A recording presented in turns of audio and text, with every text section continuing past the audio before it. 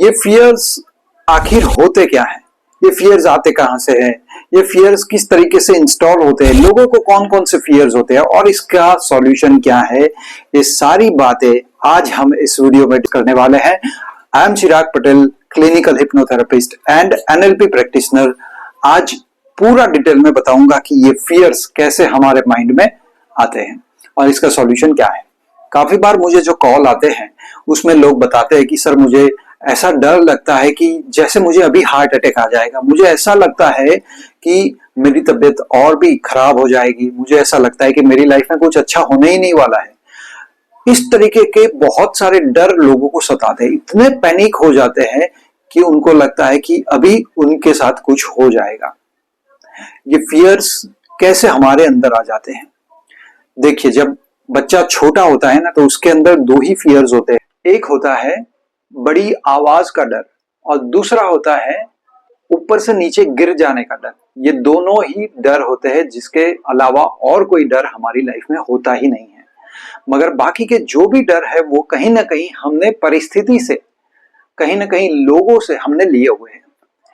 देखिए, जब बच्चा छोटा होता है ना तो 8 साल तक ये सारे प्रोग्राम्स इंस्टॉल हो जाते हैं। ऑलमोस्ट 8 साल में ये सारे प्रोग्राम, ये सारे फियर्स, ये डर कहीं ना कहीं माइंड में सेट हो जाते हैं। अब ये क्यों होते हैं?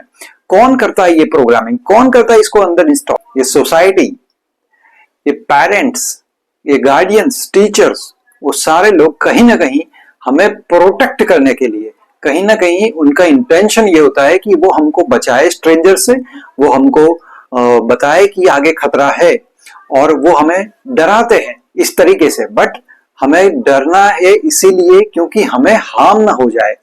बट इसका मतलब लिटरली हम ले लेते हैं कि ये फियर्स हमें नुकसान पहुंचा सकते हैं।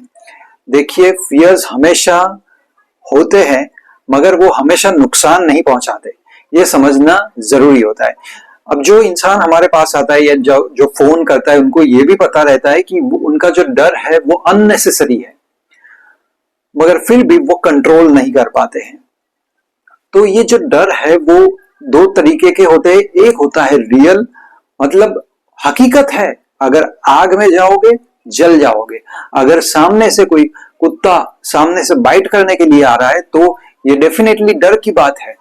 मगर ये कुत्ते को देखते ही अगर ऐसा सोचने लगते हैं कि कुत्ता आया और मुझे उसने काट लिया, और इतने हद तक ये फियर उनके अंदर डेवलप हो जाता है कि माइंड का एक रूल होता है कि वो इमेजिनेशन और रियलिटी में फर्क नहीं जानता है, और इसीलिए ये डर को रियल समझ लेता है माइंड। और जब ये रियल माइंड में समझ में आ जाता है तब माइंड ऐसी रिएक्शन पैदा करता है कि पसीना छूट जाता है, किसी को पल्पिटेशन हो जाता है, किसी को और सारी प्रॉब्लम्स आती है, किसी को ऐसा लगता है कि मैं अभी मरने वाला हूं, किसी को लगता है कि हार्ट में कहीं ना कहीं पेन हो रहा है, मैं ब्रीदिंग नहीं कर पा रहा हूं। ऐसे बहुत सारे प्रॉब्लम्स लोगों को लगते हैं।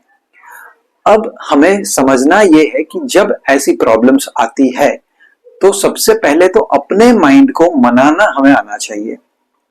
माइंड को इसलिए मनाना है क्योंकि माइंड है ना एक बच्चे जैसा है, इसको आप जो बोलोगे वो सही मान लेगा। आप देखिए, जब आपके अंदर फियर होता है, जब आपको ऐसा लगता है कि एंजाइटी है, कोई फियर है, कोई पैनिक अटैक आया है, तो उस वक्त आपका माइंड क्या आपको बोल रहा है? कौन कौन से डायलॉग चलते हैं माइंड में? मोस्टली ऐसा चलेगा कि अब क्या होगा, मेरा क्या होगा, मैं मर जाऊंगा तो क्या होगा, मुझे ये करना पड़ेगा, मुझे वो करना पड़ेगा। ये डाउट्स, ये फियर्स, यही माइंड में चलता रहता है। और इसीलिए इस वक्त आपको ध्यान में रखना है कि आपको बिल्कुल इसके ऑपोजिट थॉट्स लाने हैं माइंड में।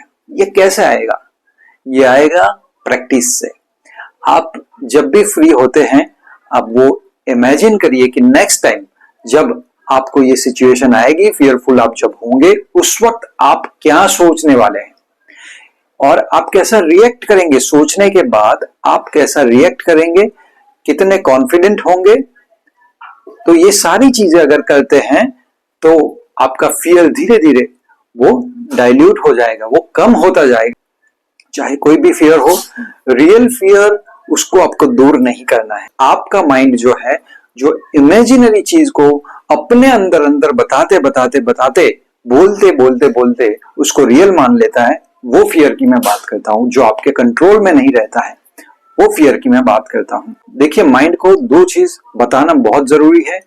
एक ये होता है कि हम जो करंट स्टेट में होते हैं, जो फियरफुल स्टेट में होते हैं, और एक वो होता है जो डिजायर स्टेट होता है, जहां पे हमें जाना है, जैसे कॉन्फिडेंट अपने आप को फील करना है, तो that is a desire state.